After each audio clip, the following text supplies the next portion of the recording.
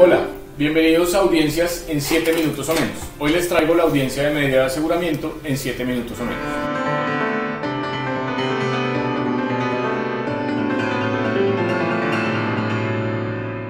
Esta, como las otras audiencias, puede iniciar con la posibilidad de que el juez requiera a los sujetos procesales para que se presenten en audiencia o en el registro. Digo que puede suceder porque, como normalmente sucede, esta audiencia se da después de la audiencia de formulación de imputación o inclusive después de haber legalizado captura y haber formulado imputación, lo que implicaría que no es necesario que el juez, cada vez que finalice una audiencia, esté requiriendo a los sujetos para que se presenten, porque ya se sabe quiénes son los que están presentes. Salvo que se hubiese suspendido, se dará la oportunidad a cada sujeto para que se presente y quede en el registro su presentación. Inmediatamente el juez dará el uso de la palabra al sujeto solicitante para que éste argumente su solicitud. Hablo de sujeto solicitante porque dos personas o dos sujetos procesales se encuentran facultados para elevar la solicitud de medida de aseguramiento. En principio está facultado el fiscal o el delegado de la Fiscalía General de la Nación,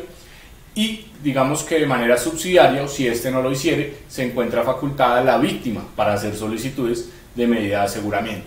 La solicitud de la Fiscalía o de la víctima deberá contener una argumentación que enmarque principalmente los siguientes aspectos. El primero, que dé cuenta acerca de la inferencia razonable de autoría o participación. Si bien estamos en audiencias concentradas en las cuales ya se ha referido antes este aspecto, esta audiencia requiere un análisis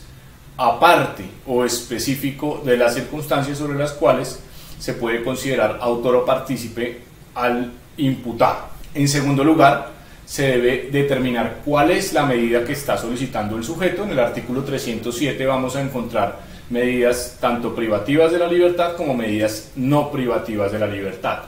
Debe igualmente soportar la procedencia objetiva de esta medida, que precisamente proceda o cumpla con los criterios para que se pueda imponer por parte del juez. Esto lo encontramos en el artículo 313, que nos habla de la procedencia de las medidas privativas de la libertad, y en cualquier caso, ya sea que sea un caso al cual le proceda medida privativa de la libertad o no le proceda, se puede pedir una medida no privativa de la libertad. Y finalmente,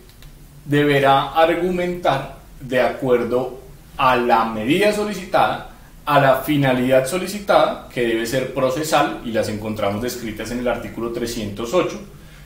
que conforman peligro para la comunidad, peligro para la víctima, peligro para el proceso, o la posibilidad de no comparecencia o de no cumplimiento de la pena.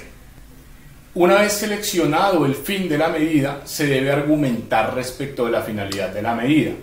En el Código de Procedimiento Penal vamos a encontrar los elementos que van a fundamentar cada una de estas finalidades, y adicionalmente el sujeto que la solicita debe hacer un análisis de procedencia subjetiva de esta medida, lo que comporta necesariamente hacer un test de proporcionalidad que deberá contener los aspectos de idoneidad de la medida, que la medida tenga un fin constitucional, el aspecto de necesidad de la medida, que la medida sea la única viable dentro de otro catálogo de medidas posibles que persigan el mismo fin,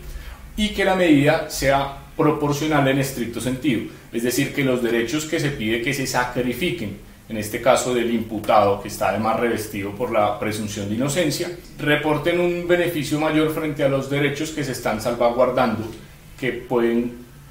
contener derechos de la comunidad, de la víctima o del debido proceso conforme al fin que se haya solicitado. Este análisis es, en todo orden, un argumento, digamos, que tiene que contener elementos subjetivos, tanto como normativos, de cada uno de los casos en particular. Una vez expresada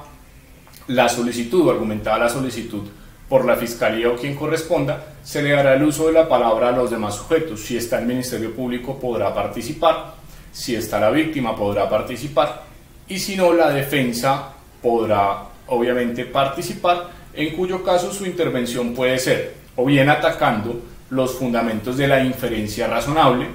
atacando las finalidades de la medida, atacando o cuestionando la necesidad de la medida, es decir, sugiriendo otras medidas menos invasivas, y finalmente su solicitud puede versar o bien en la no imposición de una medida o en la solicitud de imposición de una medida menos invasiva. Terminada la intervención de la defensa, el juez deberá tomar una decisión acerca de la procedencia o no de la solicitud, y en ese sentido su decisión finalmente podrá estar sujeta a los recursos de ley, cualquiera que sea. Si la decisión del juez es imposición de medida y se impone recurso de apelación, esto no obsta para que se dé cumplimiento de esa medida interpuesta en ese momento. En el mismo sentido, si la decisión del juez es no imponer una medida y se interpone apelación, esto tampoco suspende los efectos de la decisión que se tomó hasta el momento. Esto fue la audiencia de medida de aseguramiento en 7 minutos o menos.